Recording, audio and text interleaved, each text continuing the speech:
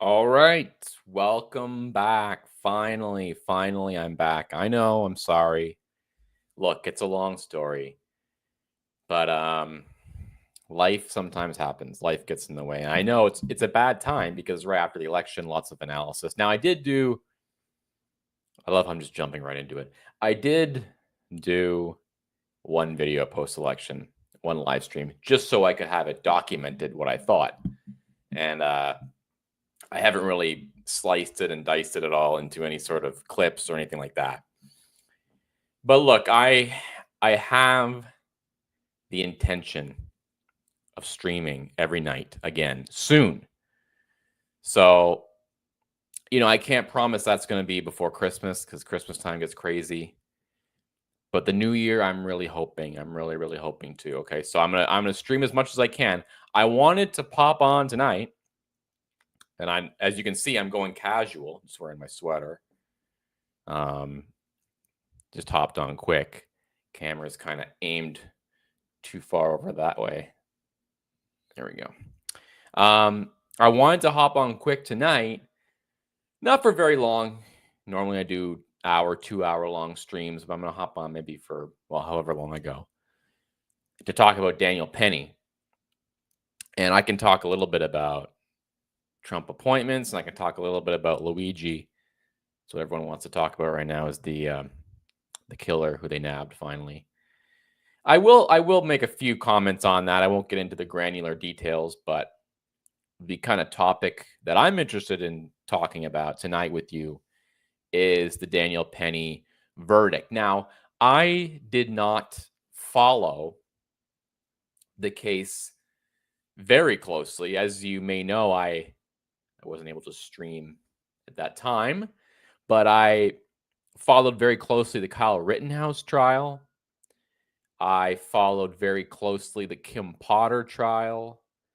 I followed very closely the William Husel trial. People may not even know what trial that William Husel one was, but I followed it very, very closely because I am a law junkie. I love watching trials. Now, the problem with the Daniel Penny trial, of course, is that it wasn't televised, which is crazy. I think we should be televising everything so we see what goes on. Can you imagine some of these trials, what goes on? We don't even see it. I want to give props to, let me find him here because I don't remember what his handle is on X, but he did a fantastic job throughout this whole trial. Let me find it here. Give me 1 second. I think it's Inner City something. Yes. Inner City Press. His handle is at Inner City Press on X. You need to go follow him if you're interested in these trials. I don't know what he does outside of the Penny trial. I'm assuming he covers a lot of them, New York City based. But he was fantastic, and it's interesting to me how we've kind of gone back to the old-fashioned way of reporting now, because there was a time when you would have reporters in the courtroom with a notepad, and they would like transcribe it or something, and then like they would report it on the radio what was happening. Now, and a transcript would come out. That's essentially what this Inner City Press guy was doing. He was live tweeting or live posting on X everything that was happening. And so I'm hitting refresh. This isn't for the whole trial, by the way. I started paying attention once the jury went out. When the jury was out for deliberation, that's when I started paying attention, particularly on Friday. And just to recap before we talk about the actual verdict, on Friday, the judge had issued what's called an Allen charge, which means the jury comes back sometimes, and this happened in the William Husel case.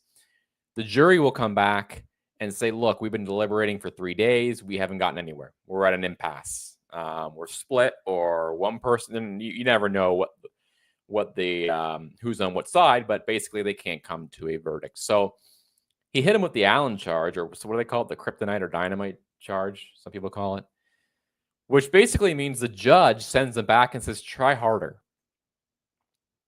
Now, I don't personally think that should be allowed. Look, I am not a lawyer. I don't know, but I just don't think that's right. I think when the jury comes back and says, hey, we're at an impasse, we don't know what to do, that's a mistrial. That's just my opinion. I don't know how many people would agree with that. I don't know if that's valid. I don't know when this Allen charge even came about. I have no idea.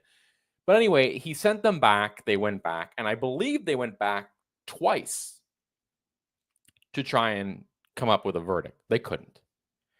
And so what instead happened is the prosecution, the ADA, I forget her name, but basically Alan Bragg, for all intents and purposes, said, okay, look, we're going to drop the first charge, which was the most serious charge, and we're going to go on to the second charge. They were thinking, wrongly, I might add, mistakenly, that if the first charge was dismissed, the second charge would be easier to get him on. Now, this is very strange to me in many different ways, because I'm sure it's legally sound, but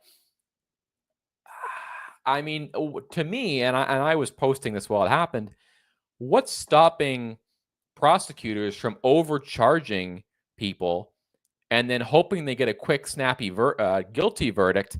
And if they don't get the guilty verdict, they say, well, we'll cut our losses and we'll go on to the next charge and see if we can get them on that one. And as you know, it should be the goal of the prosecution should be to get to the truth, not to throw the person in prison. Now, I know that's, naive of me to think that's what they really should be doing, but I think that's really how it should be. But anyway, so they go on to charge 2, second count, which is a lesser charge. The first murder charge was, I believe, 15 years in prison if you were found guilty, maximum 15 years. The second charge was maximum 4 years in prison. And the prosecution cut their losses and said, you know what, look, if they're split on count 1, odds are we can probably get them on count 2. Worst case scenario, mistrial, we come back and try it again. Maybe. So that was Friday afternoon. Then today they come back and I don't know, what did it take, like an hour? And they came back with a not guilty verdict. I was not anticipating this. I have to be honest with you. Over the weekend, I was expecting best case scenario for this to be a mistrial. Best case scenario for Daniel Penny. That would be a mistrial. That they wouldn't be able to come to an agreement, just like they weren't on count 1. Mistrial. Maybe Alvin Bragg decides to take another bite of the apple. Who knows? I was pleasantly surprised to see that the result was a clean, not guilty verdict across the board. So, well, not across the board, on count 2. Count one has been dismissed, and I believe jeopardy has been attached. They cannot retry him for that. So, a huge victory for Daniel Penny. I saw him. He's at a New York City bar. Let me see if I can pull up the photo. He's at a bar in New York City celebrating. Let me see here. Here it is.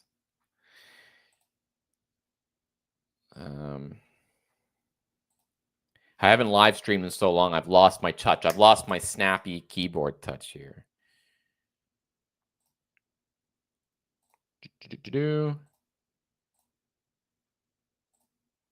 Okay, so as you can see, celebrations are in order for Daniel Penny at the bar. I don't know. Are these his lawyers? I'm not sure. Again, this wasn't televised. I don't know what these lawyers even look like. I know what the prosecution looks like, and I will make no comments on that. But anyway, so he's celebrating, and good for him. It's great to see this. Mind you, personally, if I had been, now I don't have the courage of Daniel Penny, but if I had been on trial and I was found not guilty, I would say, please get me in an Uber, get me in a private car, and please drive me to JFK or LaGuardia. And I'm finding a flight to Montana. I'm finding a flight to anywhere but here, and I am getting out as fast as possible. Now, I don't know if he has obligations to or whatever, but I would not be hanging around there personally. If it were me, I'd be just let me get out of here. Like there's crazy people in New York. Okay, crazy. This is a crazy city now. So I would have gotten out of Dodge, but good for him for having some celebrations. Can you imagine the relief? I've always thought about this, like especially when I was watching the Kyle Rittenhouse trial. I don't know if you all watched the Kyle Rittenhouse trial at all, but it's just wild how much pressure there is, and I cannot even imagine. I mean, and I was thinking about this over the weekend. I could not even imagine waiting for this verdict. Like, what do you do over? First of all, he's waited 4 days last week. Jury's been out since what, Tuesday, Monday, and wait over the weekend. I mean, what do you even do? I don't know. And then the relief when the not guilty verdict is read. I don't know. I do not know what the reaction was. I know that there was a reaction in the courtroom. The reaction in the courtroom was mixed. There was cheers and there was boos and whatever. So that's that. Not guilty. Great result, by the way. Great result. And I'm very happy that that's what happened. Now, to talk about the actual trial, the actual verdict, and the actual case. Let me just see here if I can fix this.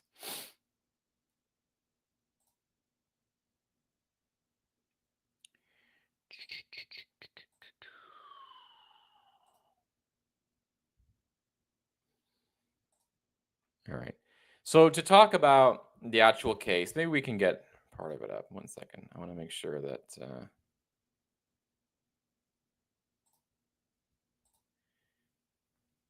I don't want this one though.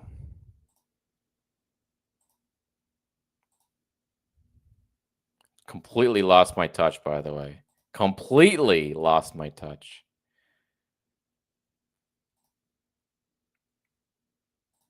Okay, let's do this one, I guess. Okay. Am I lagging, by the way? Sometimes lately this thing has been lagging. It's horrible. All right, I'm going to talk about it anyway. So, not guilty verdict for Daniel Penny. I feel as though, and I don't know if I am alone in this, but I feel as though the BLM, woke, leftist, whatever you want to call it, fever is beginning to break. We had the Trump re-election. We have the media in shambles. MSNBC is being sold off and spun off to who knows. The women on The View are in complete panic. And then we have Daniel Penny acquitted, and probably some other things that I haven't mentioned. DEI being ended in many institutions now. So I have, and another thing is that the left is very quiet, eerily quiet, actually, very suspiciously quiet, if you ask me. But they have just been very quiet. I haven't heard much. Not a lot of complaining, not a lot of freakouts. I mean, post-election there were some, but other than that, not really. So it seems as though maybe, just maybe, they are kind of starting to get it. They're starting to realize they pushed too far. They're starting to realize that they went completely off the rails and the pendulum has swung. Now, with the Daniel Penny verdict, look, I think people are just so fed up with the BS. I think people have had it. And look, even though he was found not guilty, this was still a message to anybody who is trying to step in, who is trying to keep people safe, who is trying to take matters into their own hands and try when certainly law enforcement is not there to do it and won't be there to do it for many, many minutes, even if they were called. I mean, I think even in this trial, they talked about this and how the cops didn't show up for like 20, 25 minutes or something. And apparently that was Penny's plan, was to put Neely into a headlock and wait for the police to come. Now, I will say this, just to be fair about it. I heard that he put Jordan Neely in a headlock for 6 minutes. Is that true? Because if that is true, that's pretty dicey. I mean, he's very, very, very lucky. I know that the toxicology said strangulation, and then they said that, well, he was still alive after the strangulation. It's just that the cops didn't want to deal with him because he was covered in excrements or something like that. He was very dirty, apparently. Either way, it was a signal to anybody who wanted to take matters into their own hands and try and keep their fellow citizens, their fellow subway riders safe. Not even subway riders, anywhere safe. If you fight back against anybody, especially if they are a certain race, you are going to be in a lot of trouble. Let's face it. He was prosecuted for his race. Alvin Bragg is the DA, and there's no question that is the reason why they went after him so hard. So even in the not guilty result, which is a fantastic result, even after that result, the message was sent. I mean, Daniel Penny is a free man, but he has paid hundreds of thousands of dollars in legal bills. He has had to put his life on hold. This happened in 2023. He's had to put his life on hold for almost 2 years. He really is never going to be able to live totally anonymously because people know the name now. And it's not, I have no question he's going to be able to go on with his life, but look, it's a problem for him. And something that hasn't been talked about is the family of Jordan Neely said before the verdict, even if it is a guilty verdict, they are going to proceed with the civil suit. So he still has a lot of problems. I mean, this has caused him a lot of money. It's cost him a lot of money. It's caused him a lot of problems. It's ruined his life to an extent. Mind you, I think he can recover and he can find a way, and I'm sure Trump will give him a medal, or who knows. But the message was still sent, even with a not guilty verdict. The message was still sent, hey, if you even dare to try something like this, we are going to charge you. We're going to drag your name through the mud, and we're going to come after you with everything we have and the worst charges we can possibly bring. And you're going to have to go up against, you're going to have to have a jury of your peers, Manhattan peers. This could as well have been in Chicago or LA or wherever else. So the message, I think, was still sent. Now,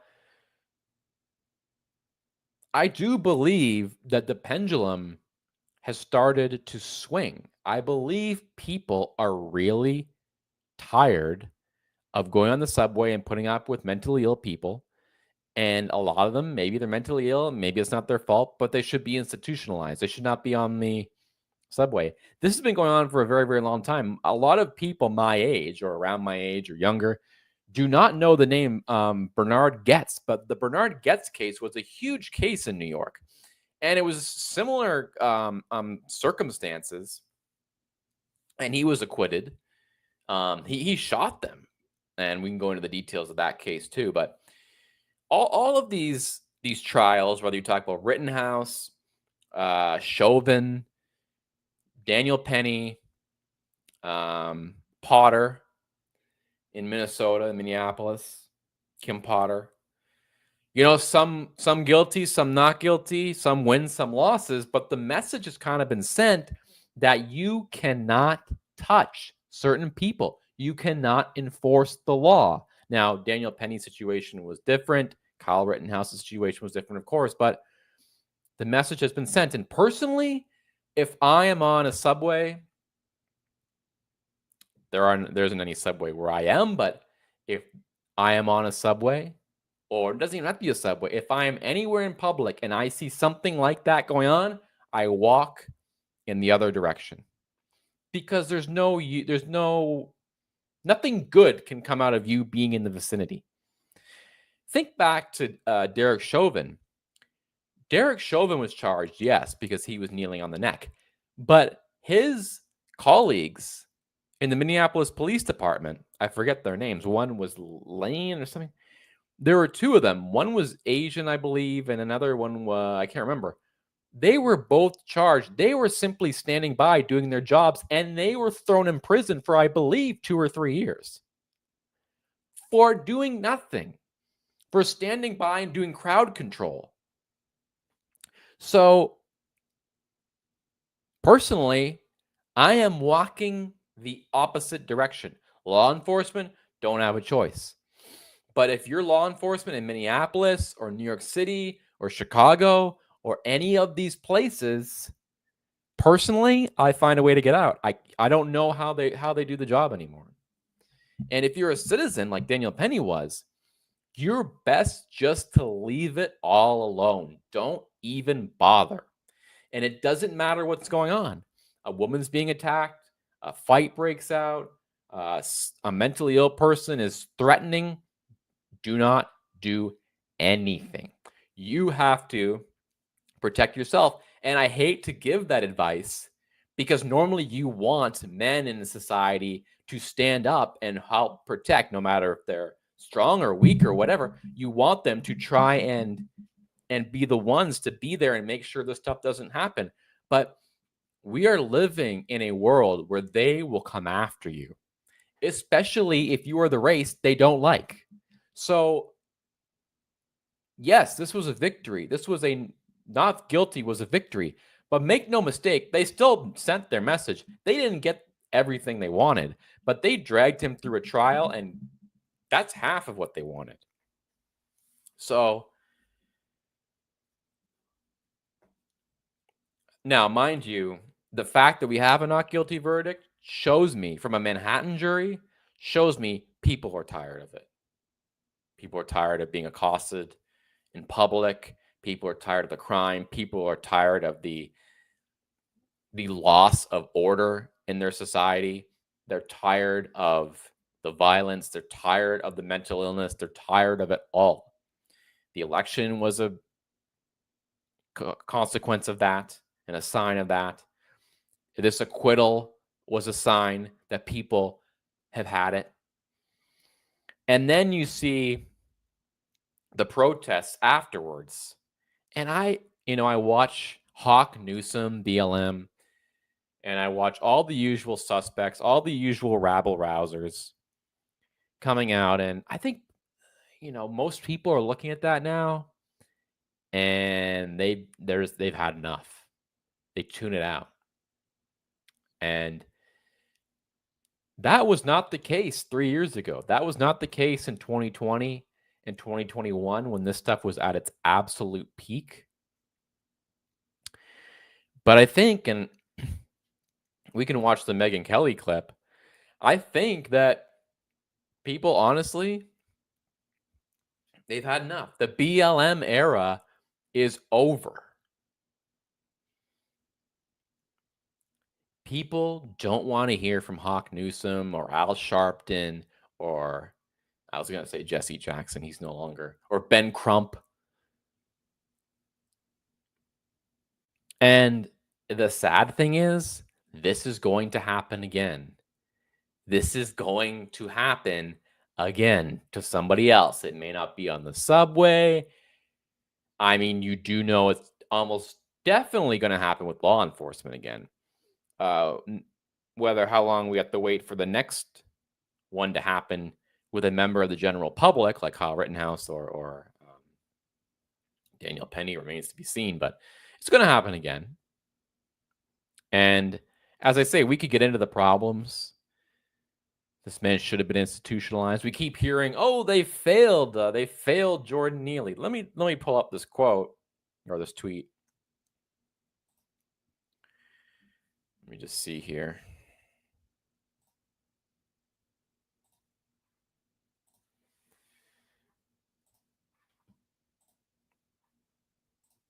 See if I can find it because I replied to it.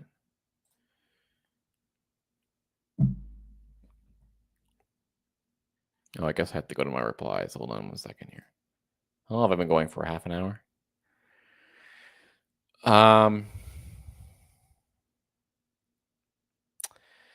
Okay, so let's take a look here. Tiffany Caban. I don't know who this is, but let's just take a look.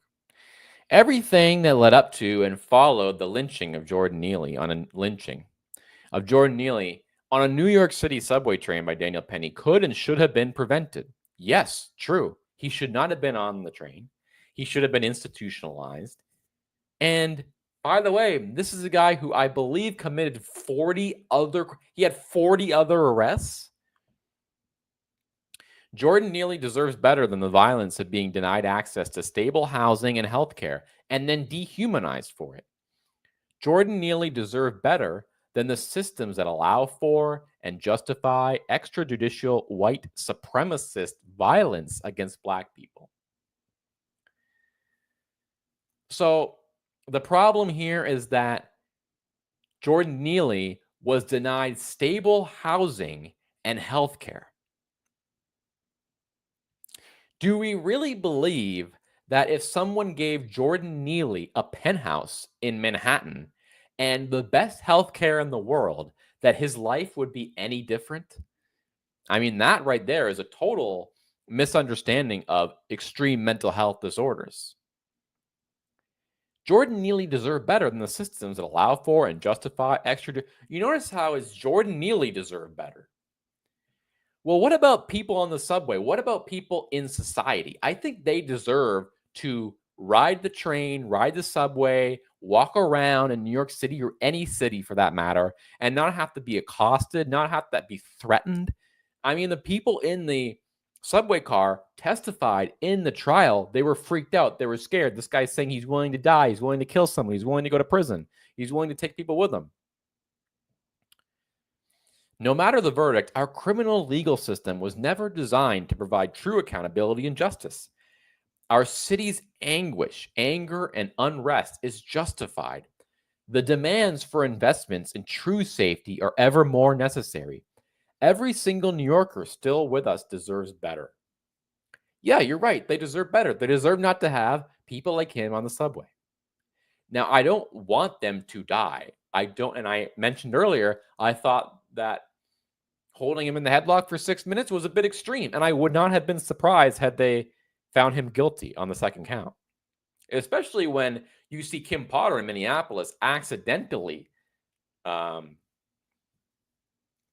shoot her firearm, thinking it was a taser, and they threw the book at her. The jury found her guilty. So I would not have been surprised at all had he been found guilty. But to say that the whole problem was that the system failed Jordan Neely, the system is failing citizens. The system is failing people who want to live in a city without dealing with this horrific crime and disorder.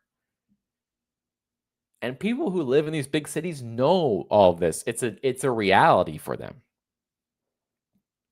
But it's never the people who we focus on. It's always the perpetrator, the person who's out of control, mentally ill, unstable, high, a criminal. We always cater to them. Oh, we failed them. No, New York City failed Daniel Penny. Daniel Penny knew the cops weren't going to do. He knew the cops weren't going to show up. They weren't there, first of all. He knew they weren't going to show up till a long time because there's so much crime and so much everything going on in the city. He knew they wouldn't show up, so he took matters into his own hands. He knew even if they did show up, they wouldn't do anything. They'd be afraid to touch the guy. And for the exact same reason that he should be afraid to engage as well. He wasn't. I'm sure the people in the subway car are glad he wasn't. Society should be glad he wasn't. But that's the truth. That's what's going on. That's who's being failed. The people of the city are being failed. The fact that they have to ride a subway car with a mentally ill criminal on there yelling and screaming at them, I think maybe that is the failure. And to act as though the problem was housing. If only he had more housing. And by the way, this is what liberals think. This is what the left thinks. They think that if only there were adequate housing, the mentally ill population, their problems would be solved. Now, if only they thought housing was the solution to other problems, which it is. Now, of course, they want affordable housing. They want Section 8 housing where it's just all government slums. That's what they want. But when it comes to mentally ill, the mentally ill population, their answer is if only we could get them at a safe place to live. That's the problem. They don't have a roof over their head. Not that they're completely mentally ill and schizophrenic and on drugs and violence prone. Now, of course, then you have Jordan Neely's family, who obviously I feel for. The guy died, okay? The guy died. And I, by the way, I hear all these people saying, well, the family failed this dude. Not necessarily, okay? It's possible, but not necessarily because, look, when someone is that mentally ill, there's only so much you can do. I mean, sometimes you can't even house them. It's just out of your control. It's tale as old as time. But 1 second.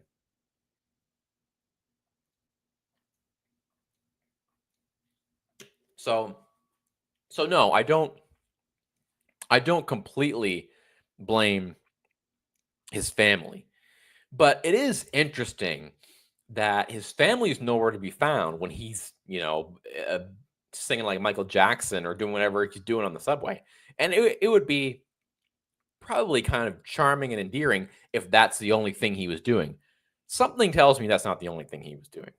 He certainly wasn't doing that the day that Penny put him in a headlock. I don't think Daniel Penny found him on the subway car, singing "They Don't Really Care About Us" or something. I don't really think that's what was going on.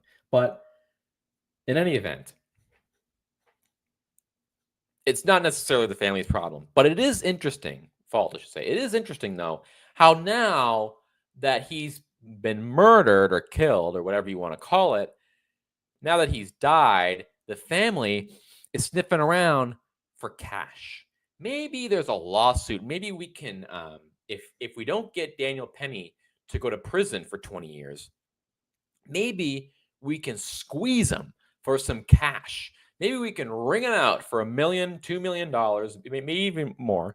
Look at how much they got out of Alex Jones. Maybe we could extort him for some money, for some funds. Maybe we could swoop in after our son has died and say, here's our opportunity to finally get back what we deserve. And then you got a Hawk Newsom, BLM guy. I don't even know if he is BLM anymore, but Hawk Newsom's up there saying, we need our own vigilante. We need our own, in other words, a call to arms as a retaliation. Anybody other than Black Lives Matter, by the way, and there'd be headlines all night on CNN about it, or MSNBC. This is horrible. These are white vigilantes, blah, blah, blah. But BLM, no problem. S. Russell, I think it's a good sign of what's to come. The whole BLM movement is just fighting fake racism with real racism. Yeah, it's true. But I think I have some hope, as you say, that we are starting maybe to turn the corner. Maybe. I don't know. I'm not totally convinced yet, but I do think it's a good sign. I think I'm feeling a shift happening here. I'm feeling a little bit of a change in heart from the population because they've had it. They really had it. And by the way, look at the election results. I have not done a stream. I've done a stream talking about the election, Trump's re-election. I have not yet done a stream where we dig into the numbers. The numbers, I mean, there is so much to talk about. There are so many lessons. And one of the lessons about the 2024 election in November wasn't so much, and obviously this is what propelled him back to the White House, wasn't so much Trump's wins in Pennsylvania and the Rust Belt. That's impressive enough. It was the numbers he had in New York, in Chicago, in Miami, in certain cities in California. The margins were closed big time, and it may not get talked about because you kind of have to dig into the precinct by precinct vote to check it out, but the shifts are so dramatic.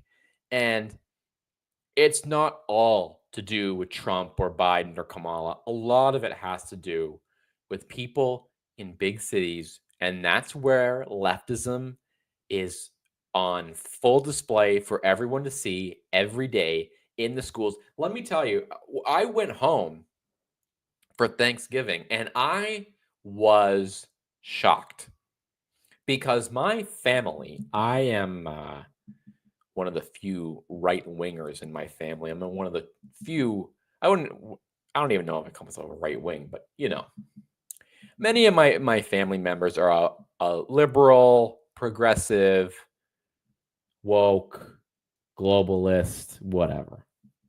And then there are some who are like not political at all, but they're open. They're basically like a default cultural liberal. Yeah, whatever you want to do, that kind of thing. Respect and love them all, but if you ever were to have a political conversation, sometimes you'd want to leave. But I was shocked because I went home and politics came up, and I could not believe what I was hearing. People were saying, you know what? I'd vote for Trump. I don't like everything he's saying. I don't like this. I don't like that. But you know what? People were starting to admit, well, I don't agree with everything he says. Some things I agree with. And then the topic came up of education. They have young kids, and they say, you wouldn't believe what's being taught in the schools. You would not believe. And these are people who are pro all of that, pro LGBT, pro trans, whatever. And they're saying, no, it's too much. Please stop. You're laying it on too thick. And so I came away from that Thanksgiving dinner and I went, wow, I mean, this is something else. I really started to feel like maybe there is a shift happening. Maybe people are starting to get it. And then the topic of immigration came up and it was just, I couldn't even believe it. I mean, people are really based now. It's crazy. So Look at that. Trump's reelection. This, I know they're individual events. Trump's reelection is a big event, and we will talk more about the historical nature of it in the days and weeks to come. I will hopefully be covering the inauguration live. I'm trying to go to the inauguration. I went to the one in 2017. I'm going to see if I can go to this one. We'll see. I don't know if I'm going to be able to, but I am making every effort I can to. And we had great seats for the 2017 one, or not seats, great tickets. We were pretty close. So I don't think I'll get that close again. And by the way, if you are thinking of going, you just have to be ready to stand for a long time. And the weather is unpredictable because it's January. Anyway, getting off topic. There's just a shift happening. And I feel like this verdict really just reiterates that people from New York City all the way out to the most conservative hick town are just, as Steve Bannon says, they'd have a belly full of it. They're fed up. They're finished. And it would be a mistake, by the way, to say that they're finished with the Democrats or they're fed up with too much government spending or something like that. No. It's much deeper and much more cultural than that. They're fed up with their kids being propagandized. They're fed up with their cities being crime-ridden and taken over. And they just see it. They see the overreach. And so anyway, great result. Big L for Alvin Bragg. Trump's election was a huge L for Alvin Bragg. Daniel Penny's acquittal, huge L for Alvin Bragg. So, look, the left is totally on the run. They are totally, and things change. So don't get too comfortable and complacent. But that's my analysis, is that, they really are backpedaling. And they really are starting to do some introspection. Like, maybe we should reel it in a little bit and not be so radical, because they are. And whether or not Trump will seek retribution on his political enemies remains to be seen. I don't know if that's what's going to happen. We'll have to see.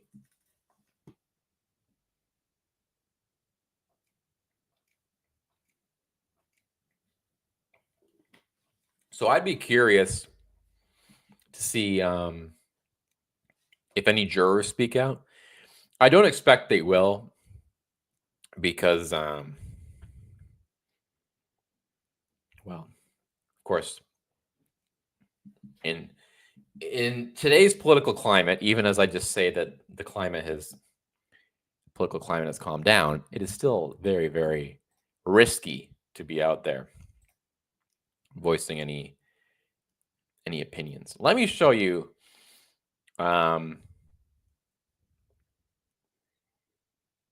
See, this is, I don't know if you can see this. 1 second. This is Inner City Press, by the way. He is fantastic. Please follow him after you follow me on X and after you subscribe to my YouTube. Please and thank you. And by the way, comment in the comments in the live chat if you have anything to ask or anything to say or whatever. Inner City Press, this guy covered this whole trial. He transcribed it, and it was the next best thing to watching it live. So props to Inner City Press. Fantastic coverage. Incredible. This was at the end, jury entering. Clerk, how do you find on Daniel Penny count 2? 4-person, not guilty. From Penny's side, applause. Judge says be quiet. From Neely's side, all you hear, somebody gonna be killed. Judge out. From Neely's side, it's a small world, buddy. It's a racist country. So you see the kind of reaction that happened from the other side. And I'm assuming that's transcribed correctly. But I did want to show you something here. I wonder if I can find it. I tweeted it out, but this was on Friday. And look, this is all kind of academic, so I don't expect people to be too interested. But I want to show you the um, the jury instruction. This was on Friday. Show you how much I tweet out, post. The jury instruction. Let's take a look. Here it is. Okay, I don't know. Can you see that? Let me zoom in. I don't know if that's gonna. Whoops.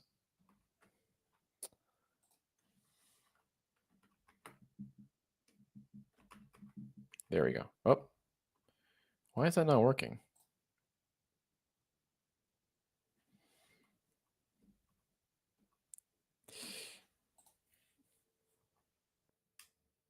Okay. So this is what the jury receives before they come to their verdict. Okay, and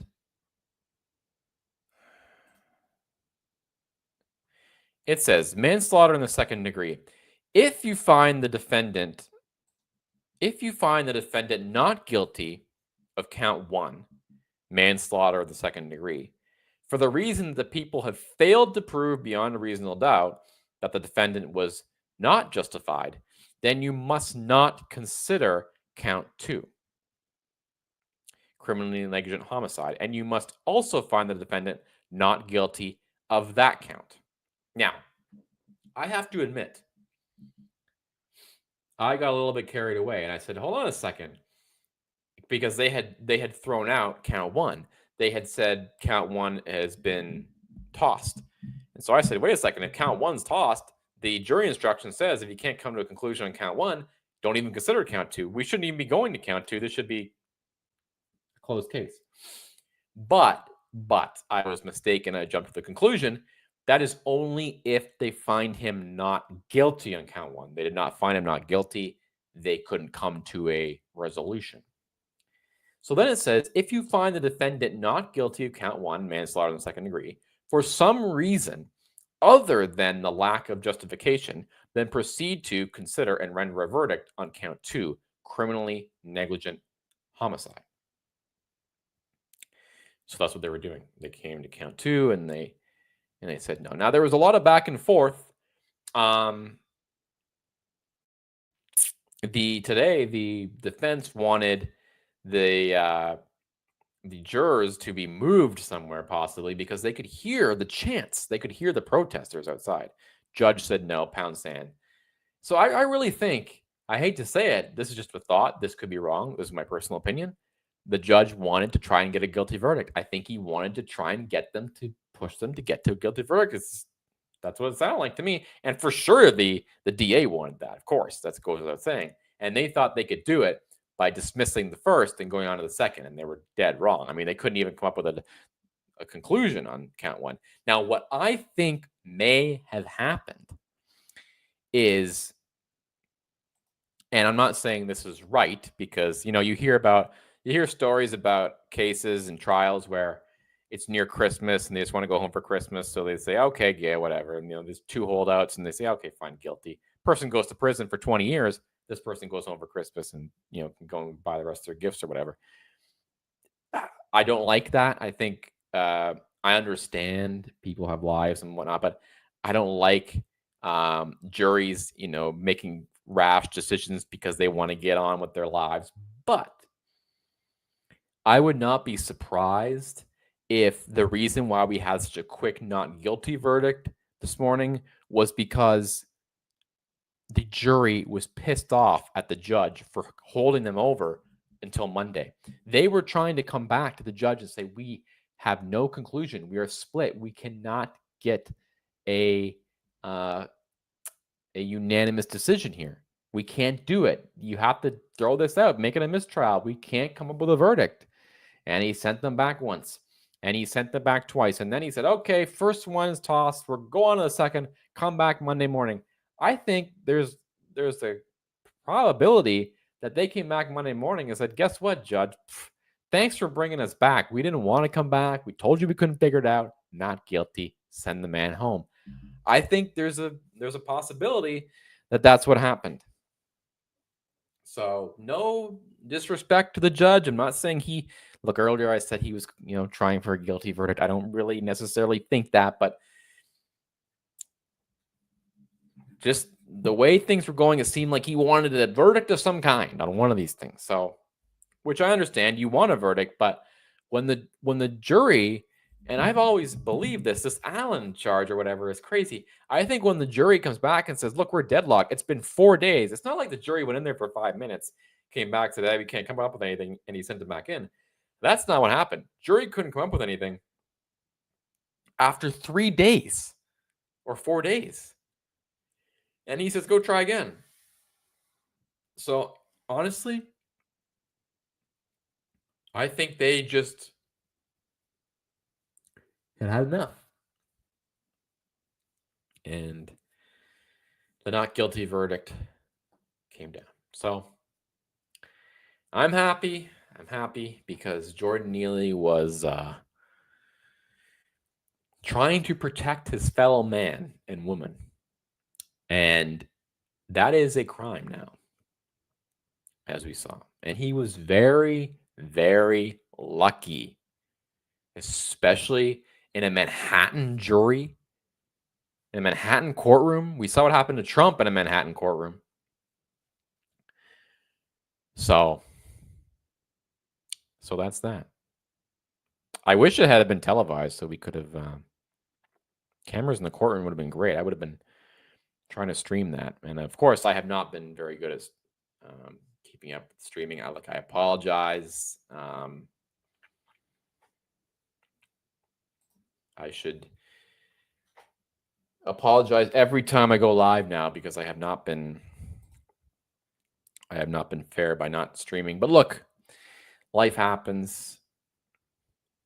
But I wanted to make sure I came on and talked about this verdict because I think it was a very important sign. These trials and their results, they aren't just legal results that get filed away and people go free or they spend many years in prison. They're really gauges to how society is feeling about things. They're very, very many important polls, and so that's why it's interesting to follow them. It's interesting to see. I mean, look at Derek Chauvin. He's spending 20 years in prison now for a situation that wasn't the same, but if you were to look at it, kind of similar. I mean, he was an officer. He was a law enforcement officer. He's a policeman.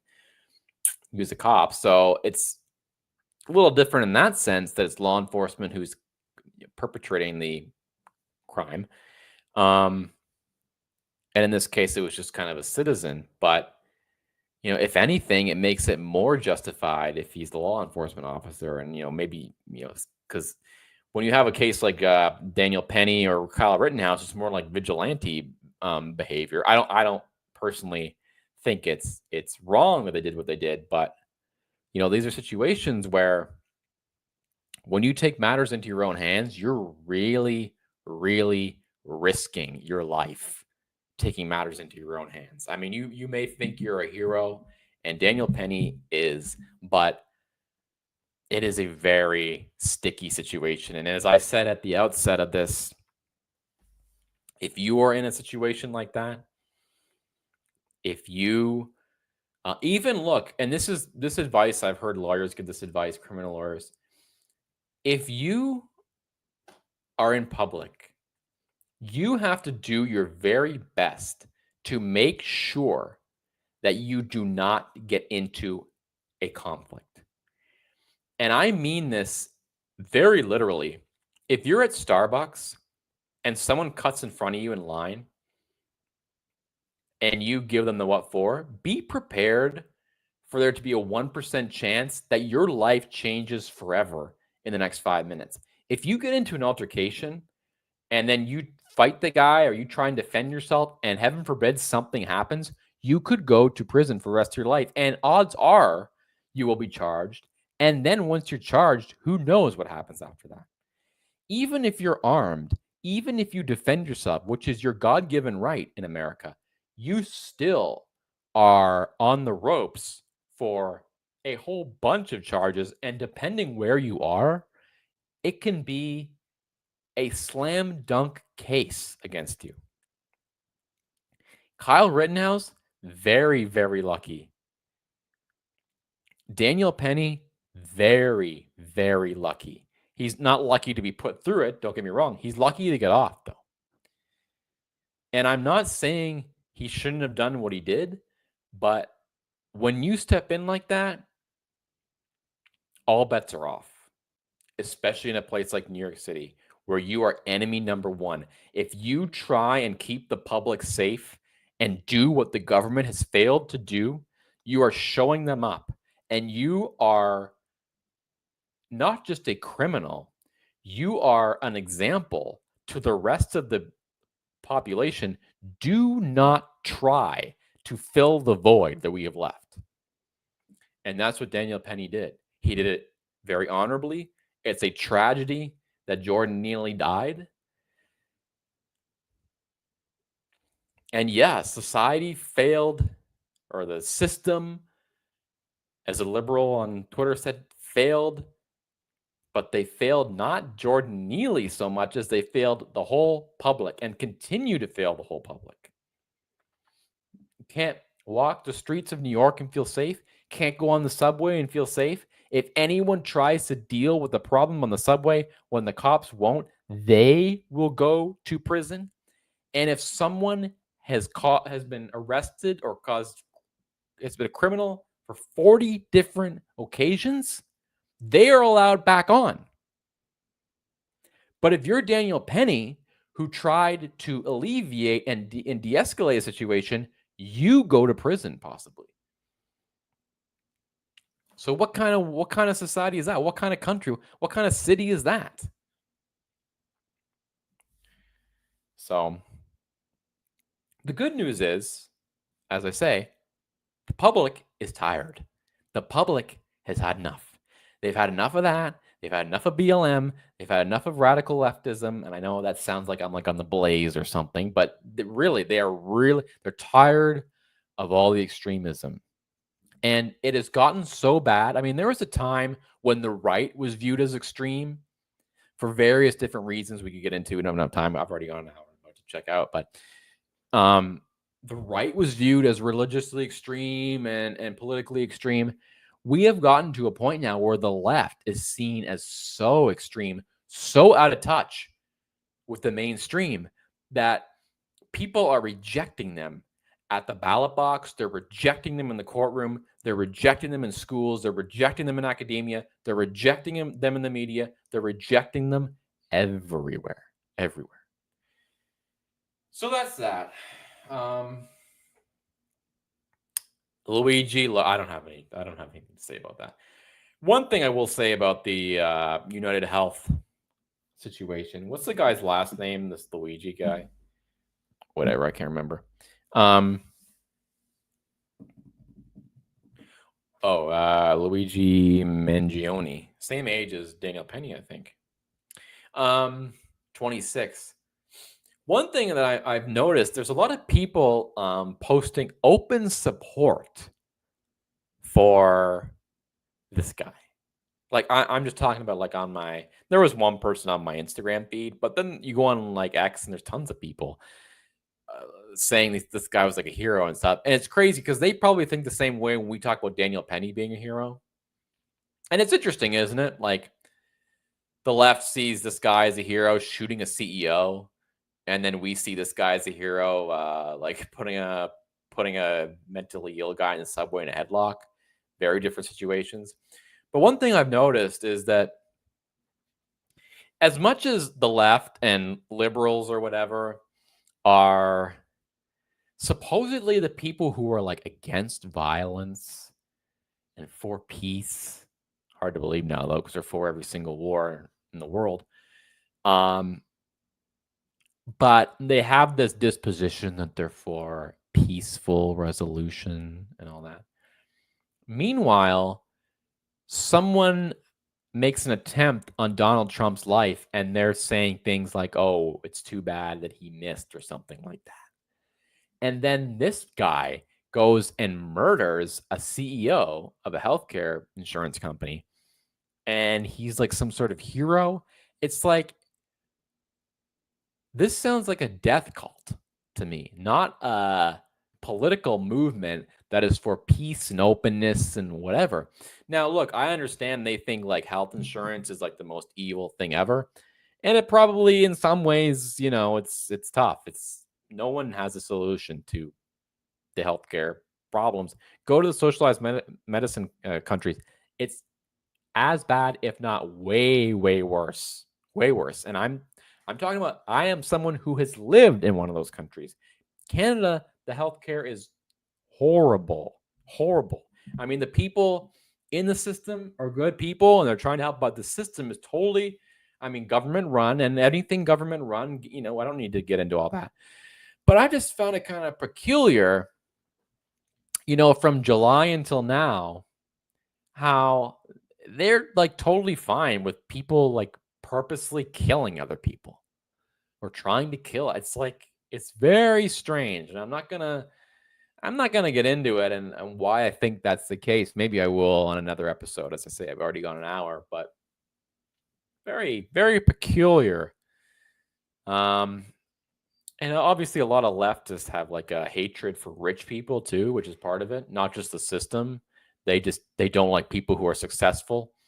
They're acting like the guy, this healthcare CEO, I can't remember his name. They're acting like he invented private health insurance or something. Like this guy worked his way up in whatever industry, he became CEO. Now all of a sudden he's responsible for the whole system. I mean, kind of silly.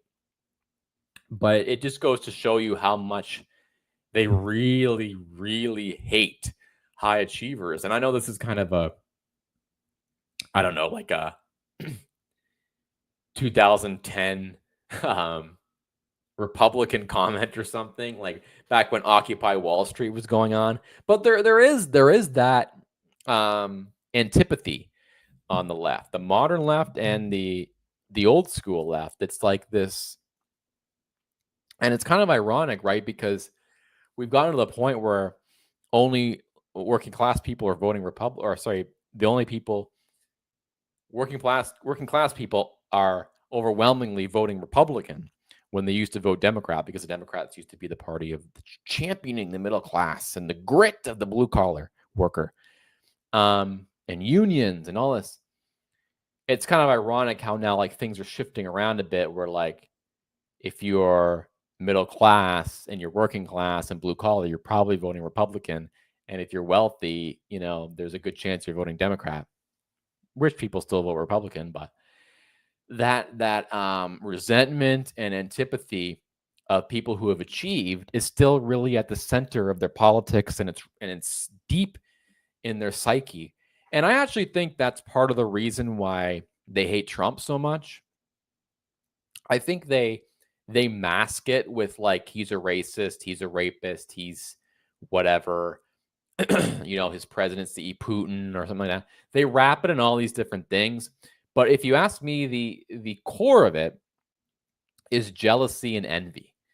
I think their hatred of Trump is more personal than it is political. It's more about his success, his aura. He's not only is he rich, but he's also very masculine, very alpha. He's got like a supermodel wife and all that. He's really everything that they despise wrapped up into a human being, but him being very successful.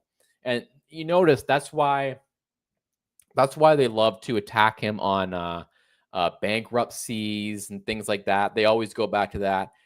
They always come back to, oh, he had this failed business. He's not worth as much as he says he is, because they're very triggered. They're very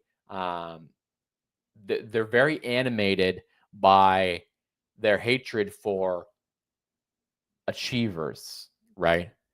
And that doesn't apply to Hollywood or artists, but it really applies to people, especially entrepreneurs who become very, very wealthy on their own.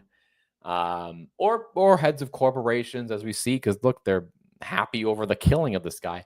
So at the core of their politics is not really an ideology. You think when they support socialistic policies that's because they have a framework around how they think society should be and how the economy should be, but it's really not that deep.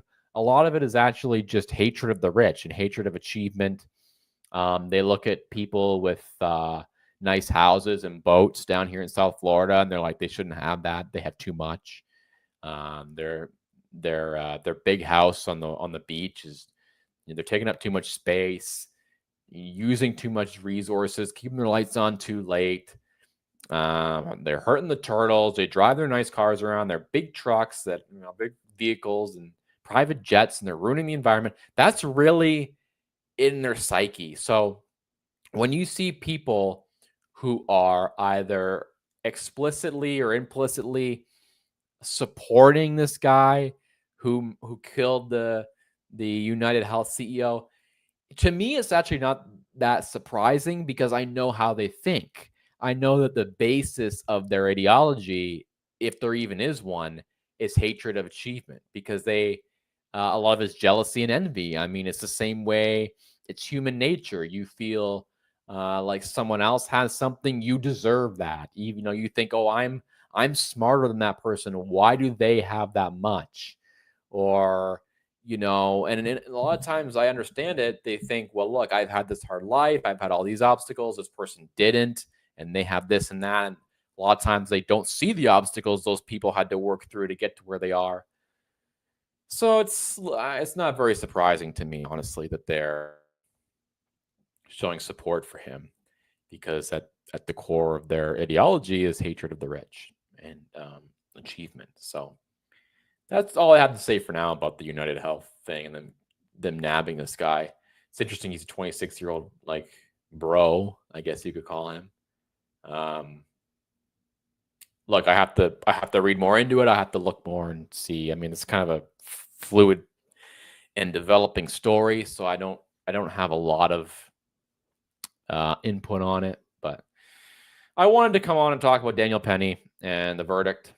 We'll see what happens if there's any sort of civil case that comes forward. I'm sure Ben Crump's all over it, or Al Sharpton, or the Reverend Jackson, as Rush used to say. Mind you, Jesse Jackson is not. I think is Jesse Jackson even alive still? I should probably know this. Let me just check before we close it out.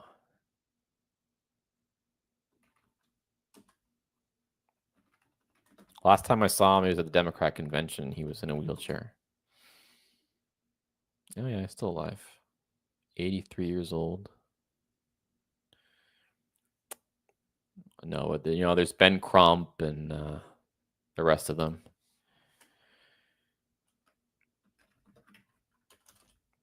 Ben Crump, Al Sharpton, Hawk Newsom. They'll be swooping in there for trying to get their little cut. Ambulance chasers that they are. All right. Thank you for watching. If you haven't already, please subscribe to my channel at the bottom right corner. Follow me on X at Florida Millennial, at FLA Millennial, I should say. Florida Millennial on YouTube. And I will try to stream more often. I apologize for not being here. I was supposed to appear on David Chapman's show to talk about the election and whatnot. That has been pushed to January because I think he's putting his channel on hold till January. So I will be on there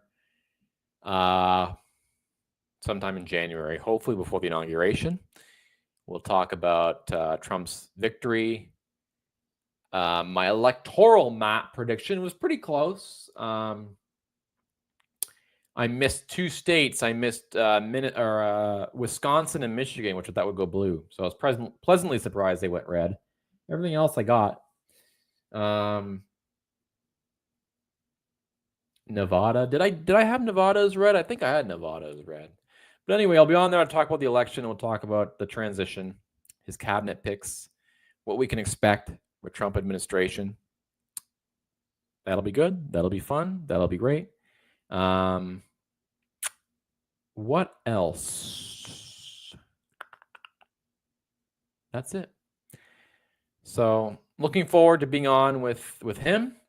I will again try and pop back on today. I felt it was necessary because it was a big event, big happening, and maybe once I get in the mode, maybe that I've started again, I'll be able to make time. But sometimes nothing's going on. It's kind of hard to, mind you, I could come on and ramble for hours, as you're seeing right now. So, but it's really good when there's big headline items like this trial that get the juices flowing. And look, there's actually a lot going on in the world. There's Biden's leaving Trump basically with wars on 3 different fronts. So Trump's got his work cut out for him. And I continue to pray that they have him well protected until Inauguration Day. And it's going to be a fun 4 years. You know, we joked before the election, if Trump doesn't win, our YouTube careers are over. But he won. And I'm sure this Trump 2.0 will provide a lot of content, entertainment, discussion. And I hope and I plan to be here every step of the way for it. So it's going to be fun. Thank you, everybody, once again for watching. Thank you for those of you who have already subscribed. Appreciate you very much. Those of you who haven't, please subscribe. Please click the button in the bottom right corner. Click the bell notification so you know when I go live. If you're on X, please follow me at FLA Millennial. Thank you all for joining, and I hope, I'm very rusty. Thank you all for joining, and I hope to see you all very, very soon. Daniel Penny, not guilty. God bless.